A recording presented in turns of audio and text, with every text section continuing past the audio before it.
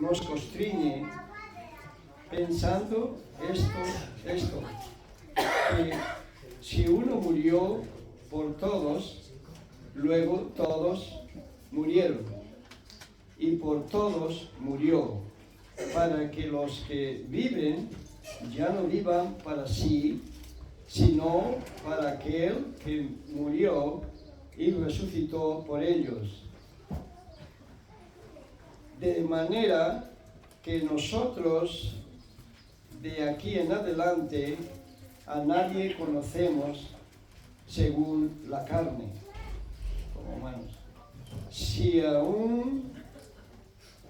Aún si a Cristo conocimos según la carne, ya no lo conocemos así. De modo que si alguno está en Cristo, nueva criatura es. He aquí todas las cosas viejas pasaron, y aquí todas son hechas nuevas. Padre Santo, pedimos, Señor, que tú me guíes. Tú sabes, Señor, cuánto te necesito, especialmente en estos días, con mi vista y otras cosas, Señor. Sé tú, Señor, quien hablas con tu Santo Espíritu a los congregados, Señor, y a un servidor. Te lo ruego en el nombre precioso de Cristo Jesús. Amén. Amén. Tomen asiento, hermanos. La metamorfosis es un cambio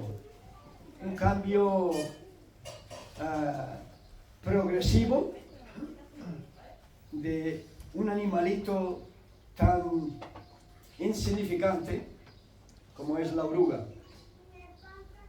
Y lo que llega a ser este animalito arrastrado por el suelo,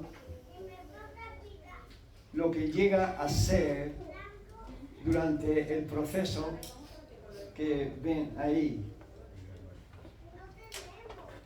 La magnífica transformación de un animal que se arrastra por el suelo y se transforma en una bellísima criatura que ya no se arrastra, ahora vuela por los aires, por los altos, por los cielos.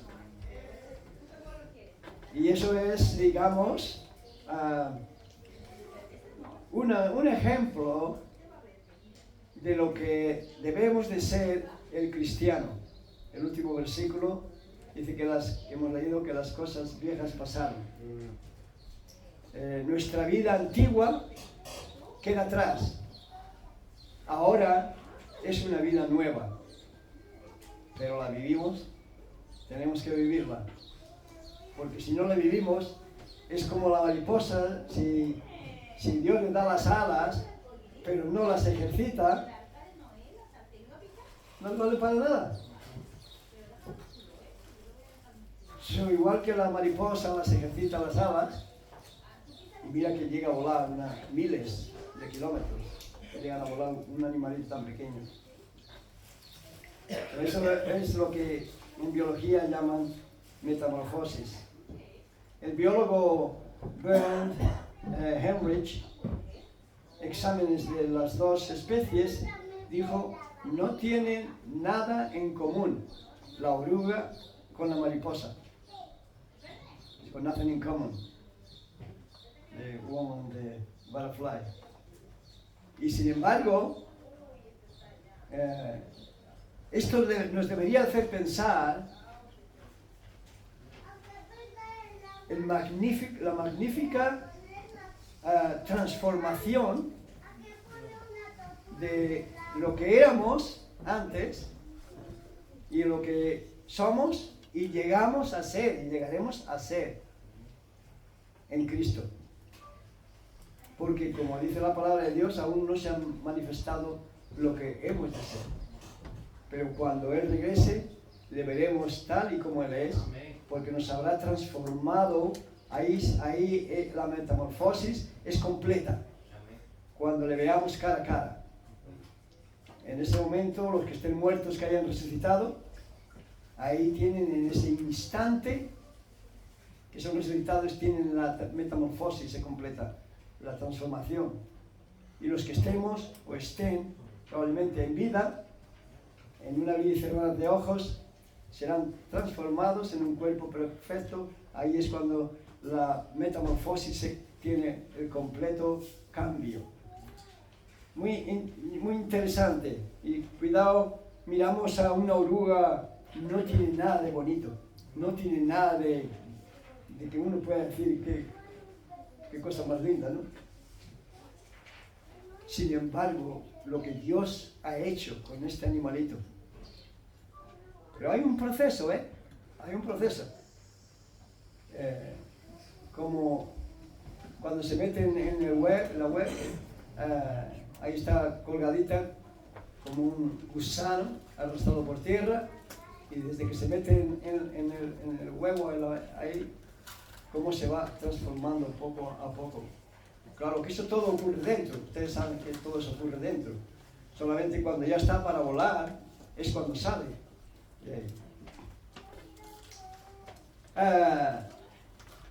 La diferencia entre orugas y mariposas: la oruga come y destruye plantas y tiene muchas patas y puede llegar a ser una peste.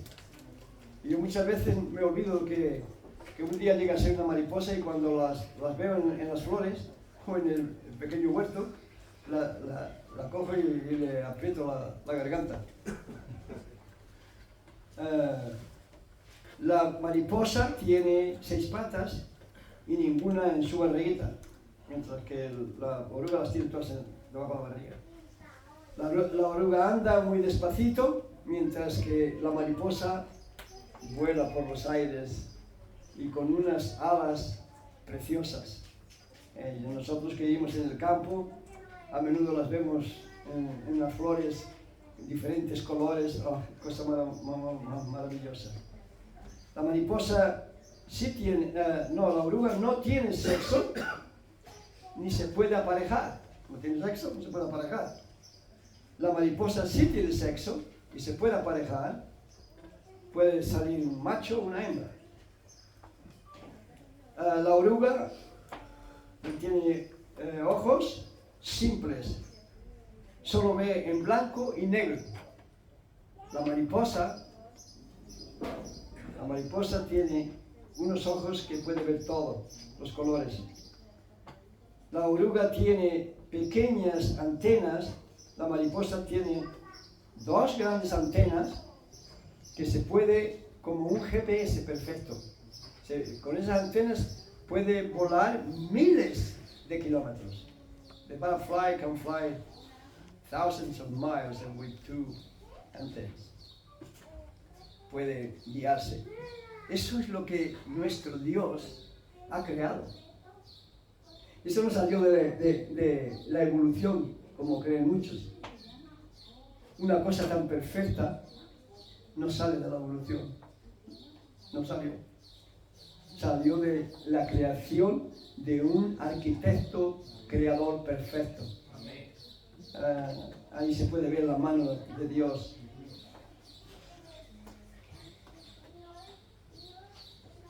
¿Qué nos dice Romanos 1:20? Dice, y si no lo encuentran, pienso que los hombres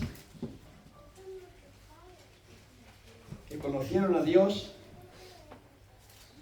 pero no le dieron la gloria a Dios. Porque las cosas invisibles de Él, del Señor, de Dios, su eterno poder y deidad, el Cristo Jesús tiene toda la deidad, es Dios y hombre al mismo tiempo, se hacen claramente visibles desde la creación del mundo, siendo entendido por medio de las cosas hechas de modo que no tienen excusa.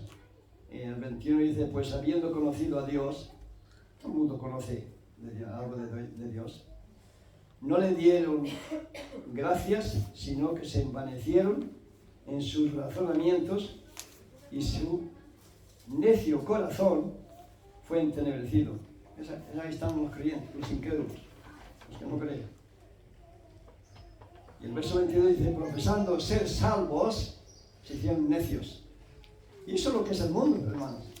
Los científicos de este mundo se han hecho sabios y en su sabiduría humana son necios.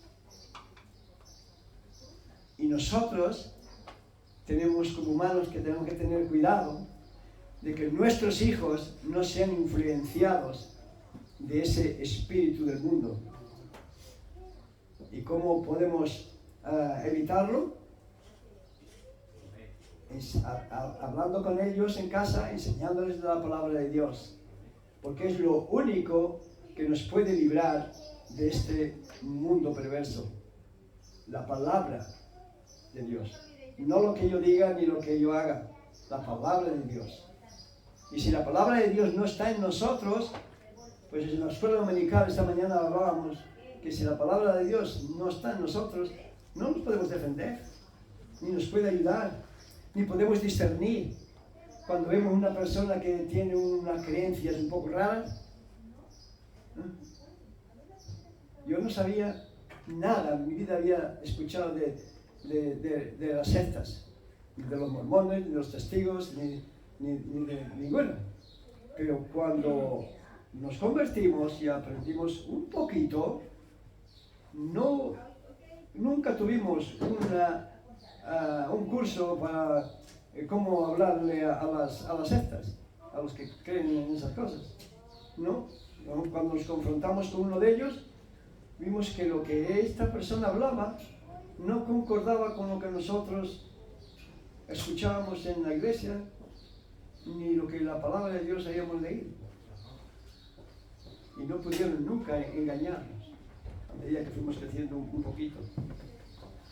El proceso de la mariposa, de la transformación de una oruga a mariposa, debiera encerrarse, comprender el proceso de la conversión.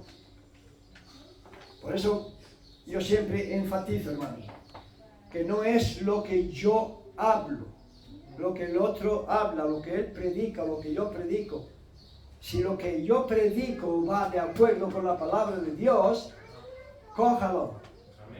Pero si se encuentra con un hermano ahí fuera, en el trabajo o en la tienda, donde vaya, y cree algo que usted no ha escuchado aquí o que no ha leído en su palabra, la palabra de Dios, cuestione, mire, indague en la palabra de Dios, a ver si es así. Porque el diablo tiene poder para engañar. Y el diablo no usa a una persona ignorante que no sabe nada de la Biblia. El diablo usa a personas que saben de la Biblia. ¿Qué usó Satanás para tentar al Señor? La palabra de Dios.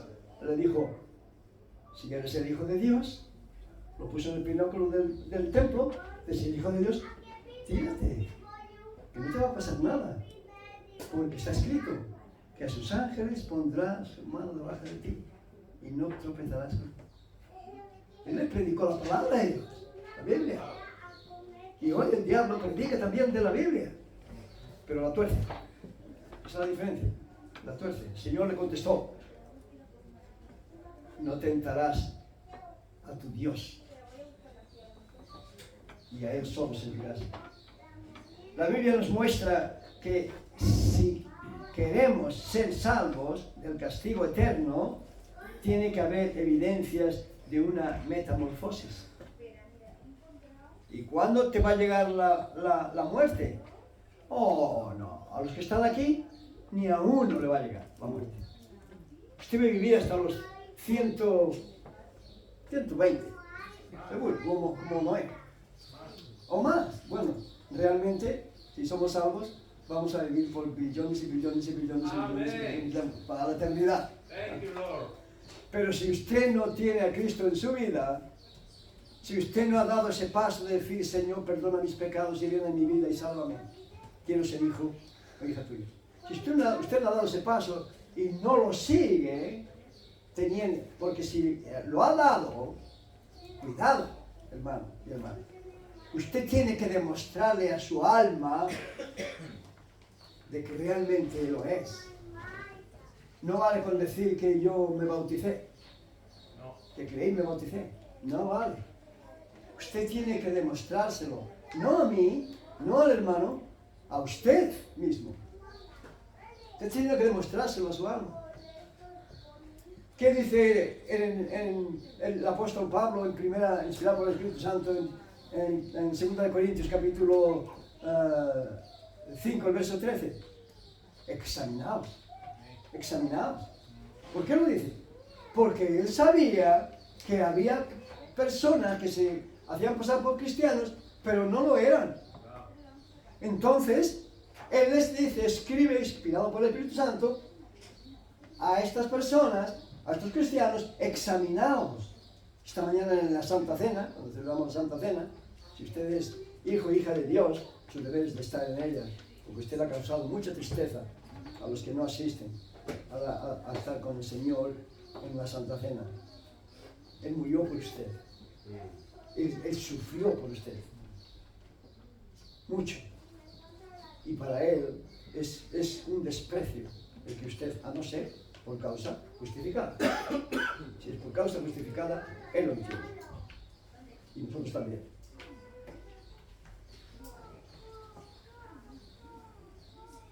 Mi chip se marchó.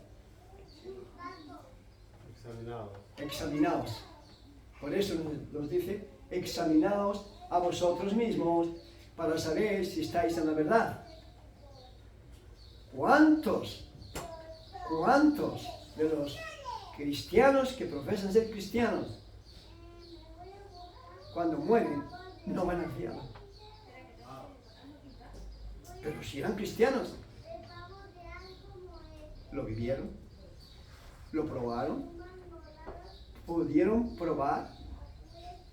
¿Qué diría el vecino? Si usted fallece, ¿qué diría el vecino? Yo le voy a decir qué diría mi vecino, mi ex vecino. Los vecinos que tengo ahora son las vacas y las ovejas. Y ellos no dicen nada. Pero mi ex vecino, si hubiese fallecido cuando él vivíamos al lado, hubiera dicho, yo sé dónde está Santiago. Él lo sabe, porque lo ha visto en nosotros. Ha visto la fe, ha visto con qué celo hemos anunciado a todos, a todo el barrio, el Evangelio, y no hemos fallado. Eso no quiere decir que somos perfectos, ni mucho menos, ni yo ni mi esposa. Pero tenemos que esforzarnos, lo mismo que dice el versículo de ahí fuera, esforzaos a entrar por la puerta estrecha, porque os digo, el doctor Lucas 13, 23, me parece que es, se me ha olvidado. Porque os digo que muchos procurarán entrar y no podrán. Muchos procurarán entrar y no podrán. Y muchos, cuando llegue el Señor a buscarnos, si estamos en vida, muchos huirán a su venida. Y por eso el apóstol Juan, muy cariñosamente, dice, hijitos, permaneced en Él. ¿Qué quiere decir permaneced en Él? Permaneced en la fe de Cristo, en la fe bíblica, para que cuando Él aparezca, no huyamos avergonzados. ¿Creen? Imagínese que el jefe se va a otra ciudad a hacer un negocio y le dice al obrero, eso es lo que tienes que hacer. El obrero se ha ido de fiesta algunos días y la tarea está por hacer. Imagínese cuando se presente el lunes sin avisarle. Qué vergüenza pasará ese obrero. Las excusas que va a poner. Pero no tendrá excusa ninguna. Porque él ha tenido toda la semana o el tiempo que haya sido para hacer el trabajo y no lo ha hecho. y va a recibir un premio, una bendición. Se va a poner muy serio. Pues las cosas de Dios son más importantes que eso. Imagínense cuando comparezcan algunos delante del Señor. Nada más mirarle a la cara, seguro que se le corren las lágrimas por los ojos, pero no podrá arreglar lo que no hizo. Por eso ese versículo dice: esforzaos. Yo no tengo ganas ninguna, pero estoy muy cansado. Tenían que ver mi cuerpo y el de mi esposa esta semana. Mi esposa tomando calmantes 3 veces al día, pero no calmantes cualquiera, los calmantes fuertes, que son extra. Y desde la mañana que comenzamos, después de nuestro tiempo devocional con el Señor, hasta las 10 de la noche sin parar. Y mi esposa tiene 70 años, igual que esta hermana que está aquí. ¿La ven cómo está? Y un servidor tiene 10 más. No tenemos excusa, hermanos. Los humanos somos muy parecidos a las orugas, hermanos. Muy parecidos. La oruga puede destruir jardines y bosques. El humano puede más aún todavía. Hitler, Putin. Imagínense lo que están destruyendo. Lo que Hitler destruyó. Quiso destruir al pueblo de Israel, al pueblo de Dios. 6 millones de judíos que quemaron. Les hicieron jabón. Y si pudieran hacerlo ahora los árabes, lo harían. Pero no van a poder porque es el poder de Dios. El pueblo de Dios, físicamente. Y nadie lo va a poder destruir. Nadie. Aunque se pongan todos los países comunistas, árabes y de todos aquellos países incrédulos. Y mucho España también tiene bastante de eso. No lo podrán destruir. Porque es el pueblo de Dios. Y la prueba está que con todos los países alrededor de él, en la guerra de los 6 días, en 6 días, ganaron la guerra. Y ahora, aunque se pongan todos con sus bombas nucleares, Rusia, Irán y todos los países paganos, no lo podrán destruir, como ellos quieren meterlos en el mar, hasta los españoles del gobierno de España, mucho por su boca, que lo que tienen que hacer es meter a Israel en el mar. Si esa persona tuviera un poco de conocimiento espiritual, no hubiera dicho esa barbaridad. Porque la palabra de Dios dice, Dios dice, que el que se ponga en contra de su pueblo, Dios está en contra de él. Y el gobierno de España está en contra de su pueblo. Eso lo sabe toda España, ¿no? Cuidado, hermano, cuidado.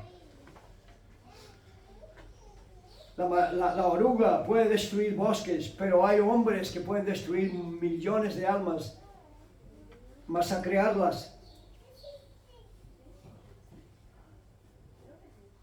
La mariposa no hace daño ninguno. Y el verdadero creyente, convertido, renacido de nuevo, bautizado, porque si usted dice que es creyente, lo dije el domingo pasado y lo continuaré repitiendo, usted tiene que obedecer el bautismo. Si usted tiene a Cristo en su vida, usted está siendo un cristiano o una cristiana desobediente. Usted no puede traer bendición ninguna. Porque pueden decir, pues si cree, ni siquiera obedece al Señor en el bautismo. Que no cuesta nada. ¿Y dónde estás? ¿Estás los domingos adorándole junto con la congregación? ¿O estás de fiesta? ¿O estás en la playa? ¿A dónde estás? ¿Crees que Dios es ciego?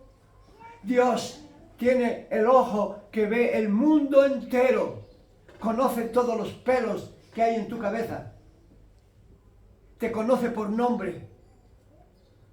Delante de los pastores o del cura, de quien sea, te puedes justificar.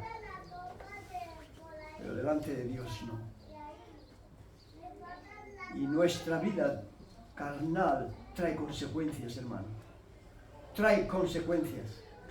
¿Por qué esta iglesia, este local no está lleno? ¿Porque se les trata mal? no se les trata con cariño, no le ofrecemos lo que tenemos, la comunión, el amor y un vasito de agua fresca o de Coca-Cola o un pinchito y nuestra amistad. Entonces no le predicamos lo que la palabra de Dios dice. Entonces, ¿por qué no está llena? Porque el ser humano no quiere saber nada de Dios. Él lo sabe todo y tiene todo bajo sus manos. Esos dos que murieron, futbolistas profesionales con billones de euros en su banco, ¿de qué les sirvió? ¡Oh, el fútbol! ¡Oh, el fútbol! Lo que trae. Y dicen que trae vida. Sí, trae vida mientras que la tienes. A eso le trajo la muerte. ¿Por qué? Porque iban en un coche de alta gama y ellos podían hacer un adelanto como una bala. Pero ese adelanto no les salió. La muerte les llegó, hermanos. Y ahora, ¿dónde está el fútbol? ¿Qué le ha dado? ¿Qué le ha dado el fútbol? Un coche de lujo y la muerte. Eso es lo que le ha dado el fútbol. ¿Y qué te da a ti el fútbol? ¿Qué te da a ti el fútbol? Oh, pastor, el fútbol es un deporte. Claro que sí. Soccer esas cosas. Sí. En su sitio y para su sitio. Pero a mí no me quitará la vida. Ni la física ni la otra. La otra no la puede quitar. El deporte. Y había un deporte que me gustaba, Y cuando estoy viendo a lo mejor las noticias o algo y pasa por ahí ese deporte, me parece como que un bichito me dice, ¿cómo dale? Pero si tienes el Espíritu de Dios encima, en ti, Él te va a decir, que y las cosas de Dios están por encima del deporte, hermanos. El mundo ahí fuera le importa un comino el Dios. Él no quiere.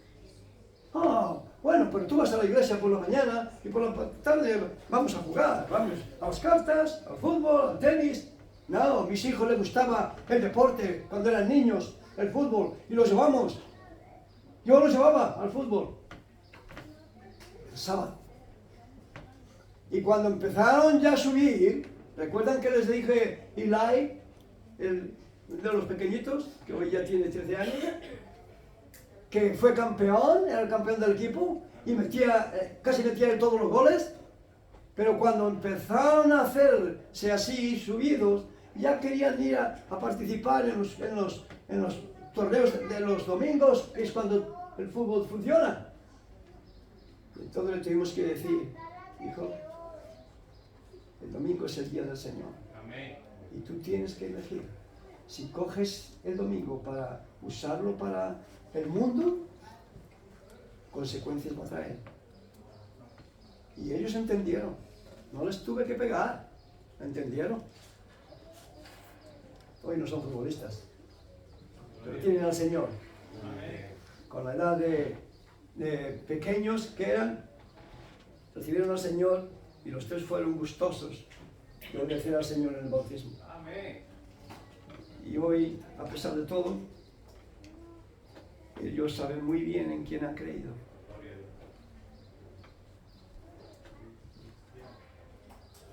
Hay un progreso, no se olviden de eso, hermano, hay un progreso. Y para eso está la misericordia de Dios, que cuando ve que no progresas como deberías, tienes que hacer un alto en tu vida. ¿Cuál es la prioridad que hay en tu vida? ¿Qué hay en tu vida que te está apartando, que te está siendo un estorbo para crecer en el Señor? Cuando vienes al culto y alabamos al Señor, tú dices, aleluya, gloria a Dios. Me encanta alabarte, Señor. No, porque te avergüenzas. Te avergüenzas de decir siquiera aleluya, amén. Porque estás pensando, ¿qué dirán los perdón que soy un poco? Porque tu mente no está donde debería estar. Por eso estás pensando, si hago eso, ¿qué dirán? Que digan lo que quieran. Cuando yo vengo aquí, a mí no me importa, lo he hecho siempre. Yo canto y alabo al Señor con todo mi corazón. Si tengo que apuntar para el cielo porque allí está Jesús, lo hago. Que alguno me critica, allá él. Pero yo sé que Cristo Jesús está en el cielo y cuando nos recibamos a Él, digo amén, aleluya, tú eres el que moriste en la cruz. No me importa lo que los demás piensan. Pero si estoy con un pie aquí y otro ahí fuera, entonces sí voy a estar calladito. Y cuando participo, necesito para que nadie me oiga. Cometo un error.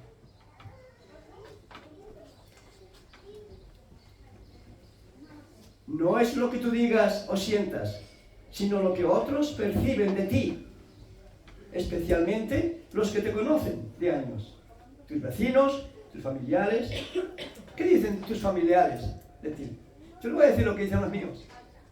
Mi hermano se ha vuelto un fanático. Claro, es que las religiones dan mucho dinero. Claro, ven en la televisión esos charlatanes que tienen coches hasta de alta gama, predicadores, pastores, y piensan que todos somos igual, y que todas las iglesias son igual. Pues no. Pero a mí lo que piensen mis hermanos me da de lado. Y lo digo, pues si me van a escuchar, me da de lado. Si no va compaginado con la palabra de Dios, me da de lado lo que piensen. Yo pienso en lo que piense mi Redentor, mi Señor. Y el cristiano no es hecho cristiano por ir a la iglesia, sea la que sea. Y la mayoría de ellos son cristianos porque los hicieron cristianos.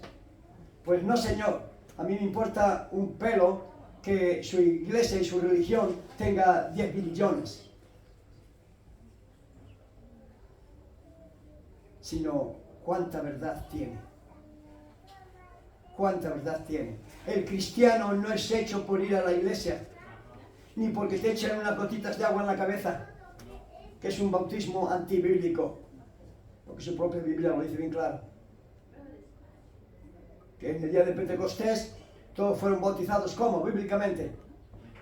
Sumergido, esa es la palabra del bautizo en griego. Eso, bautizo, bautismo, sumergido. Una gotita de agua no sumerge a nadie. Le mete miedo a la criatura. El cristiano es convertido. La persona, para ser cristiana, es un seguidor de Cristo. Un bebé no puede ser seguidor de nadie. Ni siquiera un niño. La palabra cristiano es seguidor de Cristo. Bíblicamente. ¿Me sigues? Eso no es lo que yo diga. ¿Y cuántas veces yo le he dicho, hermanos? Personas que saben la Biblia de Génesis, Apocalipsis, que han escrito libros,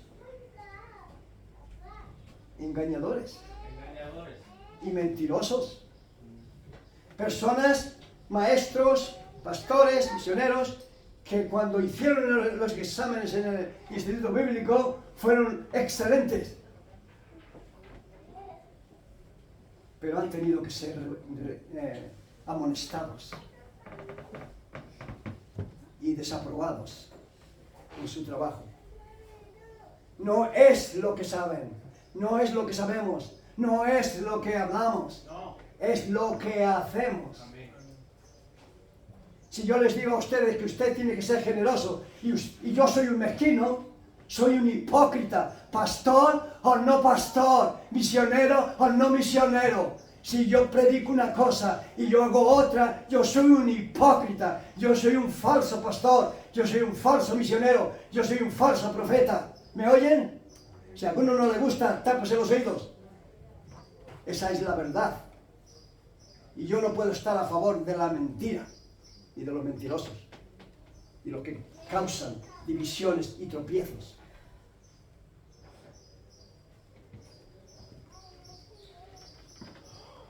Y quizás hermano, alguno está pensando, uy, pastor está envenenado, pastor está enrabiado. No, ni mucho menos, ni mucho menos. Me dijo una vez una persona, una creyente, hace muchos años, de pastor, Usted es otra persona, cuando está en el púlpito es una persona y cuando está ya terminando la predicación es otra. Digo, no hermano, soy el mismo. Pero cuando yo estoy ahí, las acciones de algunos cristianos, ayer me lo he dicho empezando por la suya, me indignan. Sí, me indignan.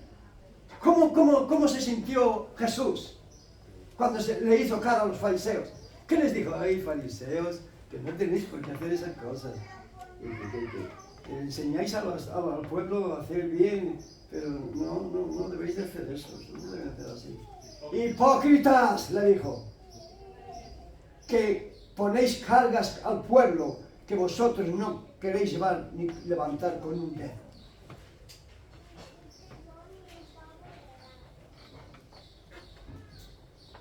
No todo el que me dice Señor, Señor, entrará en el reino de los cielos, sino el que hace la voluntad de mi Padre que está en los cielos. ¿Cuál es la voluntad de usted para el día del Señor? Hablen. Proclamar el reino de los cielos. Y más cosas. Alabarle. Alabarle. Respetarlo. Sus cosas. Obedecer. Obedecer. ¿Qué dice la escritura en Hebreos capítulo 10, verso 25? Creo que. No dejando de congregaros como algunos tienen por costumbre, sino animándoos aún más cuando vemos que aquel día se acerca.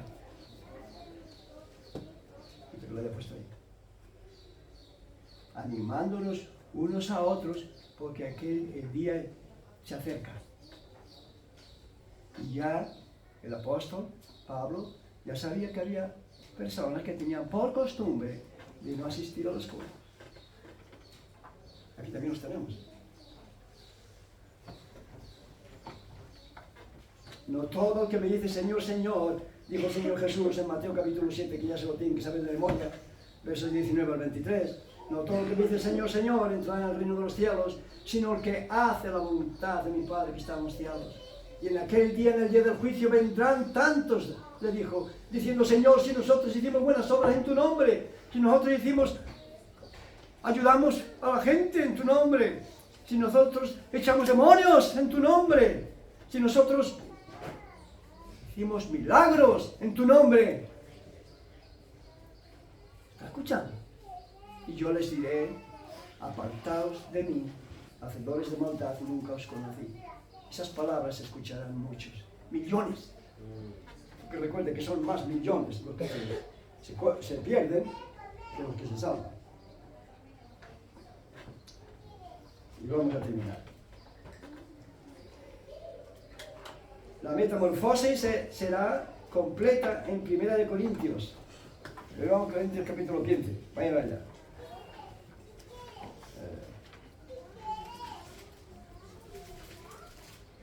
1 Corintios capítulo 15.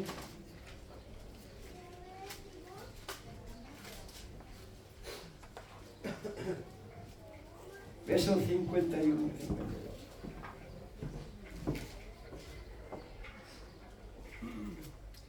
El capítulo 15 les recomiendo que lo lean, hermanos, que lo lean más de una vez o más de dos. Es una maravilla, es una perla. Habla de nuestra resurrección. Verso 51. Pero quería leerles del 41. Adelante. Dice, una es la gloria del sol, otra la gloria de la luna y otra la gloria de las estrellas. Pues una estrella es diferente de otra. Así también es la resurrección de los muertos. Se siembra en corrupción, resucita en incorrupción. Nuestro cuerpo es corrupto, es de la carne, es del barro, es humano. Pero cuando resucitamos, Dios lo pone perfecto. 43, se siembra en deshonra, resucitará en gloria. Se siembra en debilidad, resucitará en poder. Se siembra cuerpo animal, resucitará cuerpo espiritual. Hay cuerpo animal y hay cuerpo espiritual. Así también está escrito. Fue hecho el primer hombre Adán, alma viviente, el postrer Adán, que es Cristo, espiritual, vivificante. Mas lo espiritual no es primero, sino lo animal, luego lo espiritual. Nacemos humanos, nacemos en pecado, en la carne, pero cuando renacemos de nuevo, esto es una obra del Espíritu Santo, cuando nosotros decidimos pedirle perdón al Señor por nuestros pecados y creemos en Él y queremos amarle y servirle, ahí viene el renacimiento de nuevo. El Espíritu Santo viene a nosotros y nos va cambiando. Verso 50 dice, pero esto digo, hermanos, que la carne y la sangre no pueden heredar el reino de Dios. En este cuerpo no podemos ir a Dios. Cuando escuchas aquí a algunas personas que han muerto y que han ido a Dios, pero que vieron una luz al final del túnel y volvieron a la vida. Es una mentira del diablo. Ni la corrupción heredará la incorrupción. Verso 51. He aquí os digo un misterio. No todos dormiremos, no todos moriremos, pero todos seremos transformados.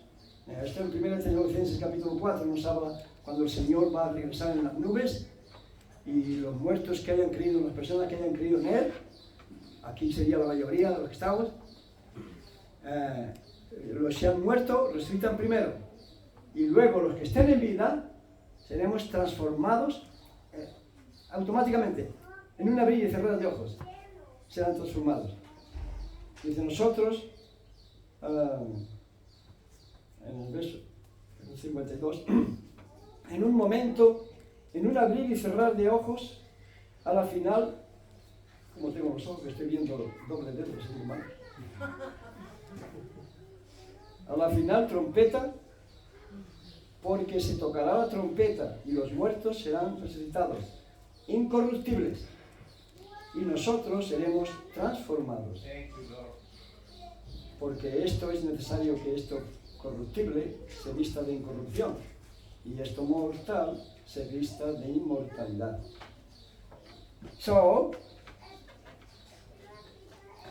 Si la muerte te sorprende, y como sorprendió a esos dos profesionales futbolistas, ¿para qué les sirve todos los billones que el club de Inglaterra le estaba pagando?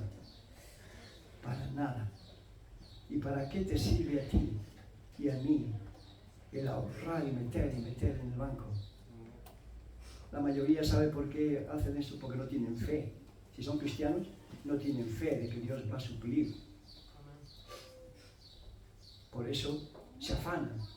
Pero el Señor nos dice, en Mateo capítulo 6, antes del verso 33, nos dice, no seáis como el mundo, que buscan todas estas cosas, el afán por el dinero, trabajo, trabajo y trabajo, dinero y dinero, porque esto es lo que es, no es el trabajo, es el dinero.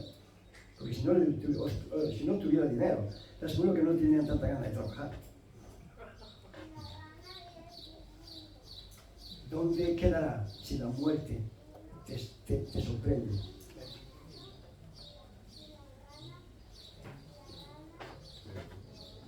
Romanos 12, 1 y 2 nos dice,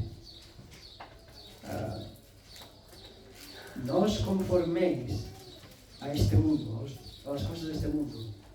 No os conforméis a las cosas de este mundo, mas transformaos. ¿Qué quiere decir transformaos? Renovando nuestro pensamiento. Hay cosas ahí, de cosas que hacíamos antes de ser creyentes, antes de ser convertidos, pues esas cosas hay que irlas cambiando. Hay que irlas cambiando. ¿Y cómo las cambiamos si eres hijo de Dios? Así. y clamando, Señor, Dios mío, ten misericordia de mí. Como David, me hago la oración de David del Salmo 51, me la hago mi oración, Señor. Clama, no simplemente, Señor.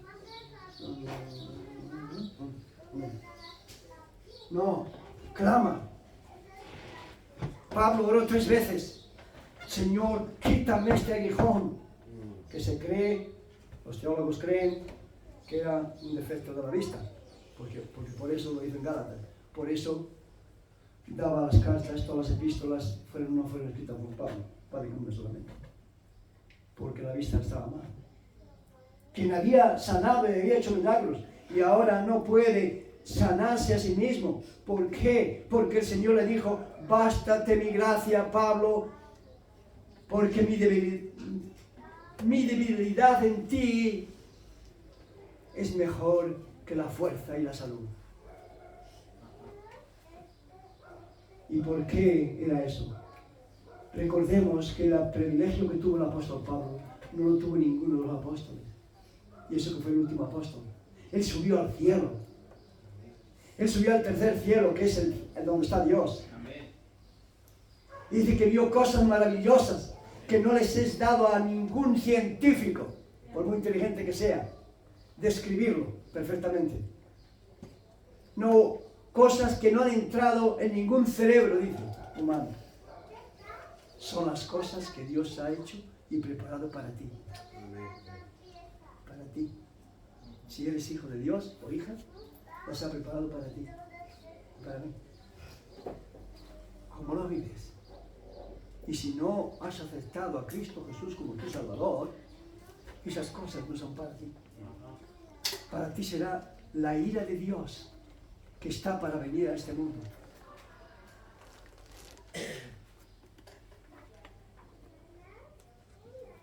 Lean, hermanos y amigos, lean Apocalipsis capítulo 6 del 1 al 9 y Apocalipsis capítulo 9 del 12, creo que es del 12 al 18. Lean, eso es para usted.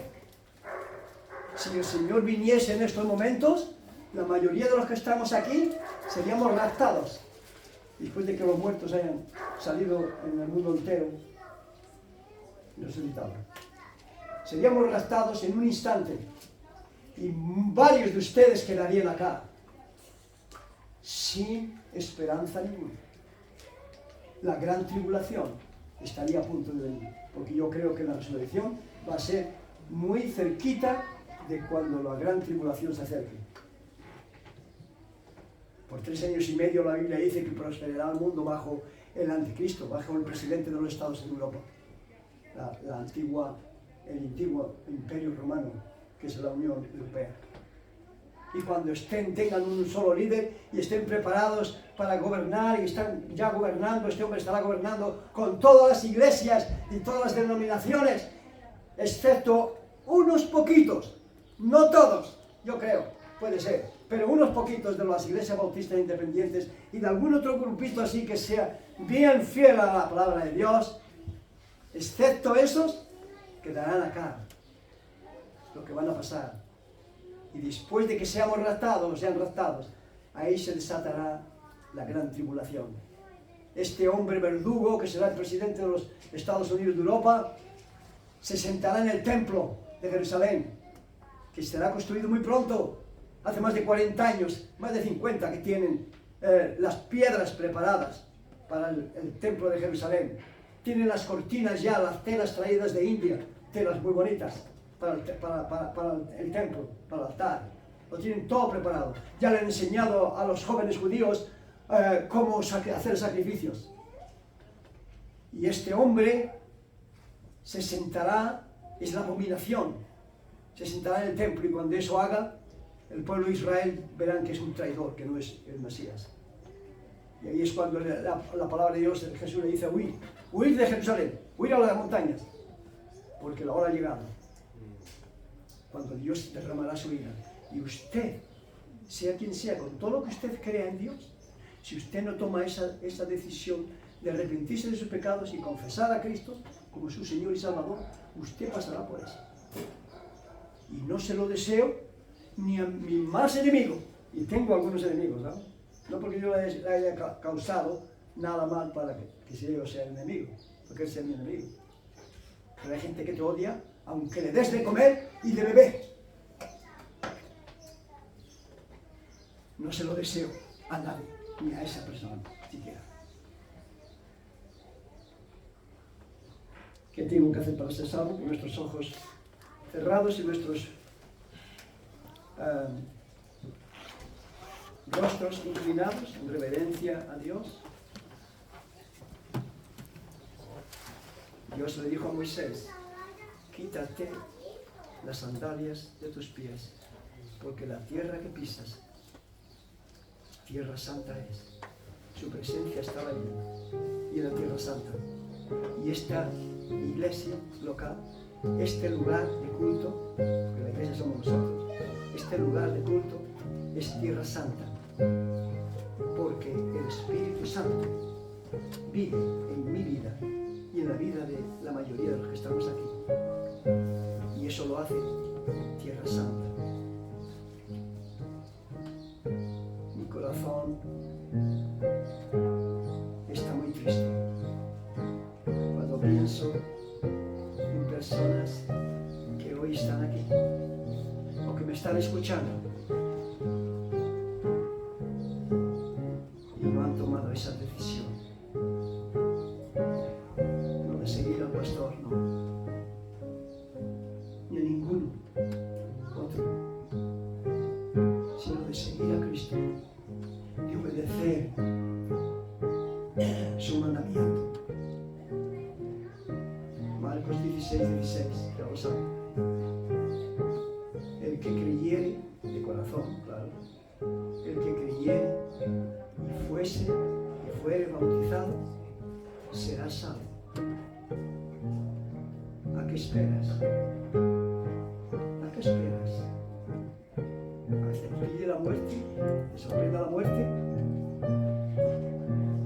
Y si tú no has dado ese paso de fe, no lo dejes para otro día, porque un día no escucharás ya más eso.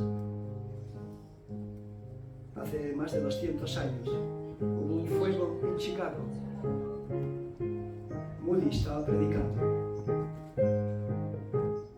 y les predicaba que la gente se arrepintiera y recibieran a Cristo Jesús como su Salvador. Y me dijo una noche, la última noche que predicó esto, les dijo: váyanse a casa y consideren, no les quiero poner presión, consideren lo que han escuchado, que si la muerte les sorprende, no pasarán la eternidad en el reino de los cielos, sino en el infierno cruel. ¿Y sabe lo que pasó? Esa noche Chicago se quemó entero, el barrio donde estaba la iglesia de Moody. Y los que estaban dentro, el 90%, 91% murieron. Y Moody dijo desde ahí: nunca jamás predicaré que, bueno, al final del culto, al final tú vayas a casa, piénsalo. No hagas eso con tu alma. No lo pienses más. Entrega tu vida al Señor. Y Él te ayudará, Él te bendecirá y Él cambiará tu vida. Hazlo hoy. Padre amado, Creador del universo, Señor Dios omnipotente, lleno de misericordia, el Dios de amor que mandó a su Hijo a la cruz a morir por mis y por nuestros pecados. Oh Señor, toca los corazones. No yo, tú, Señor, con tu Santo Espíritu. Porque si una persona entrega su vida hoy al Señor, no he sido yo, has sido tú, Señor, tu Santo Espíritu. Y yo te ruego, Señor, personalmente, no voy a mencionar sus nombres, Señor, tú sabes sus nombres, de los varios que hay aquí hoy. Quiero que le toques su corazón. Te ruego por misericordia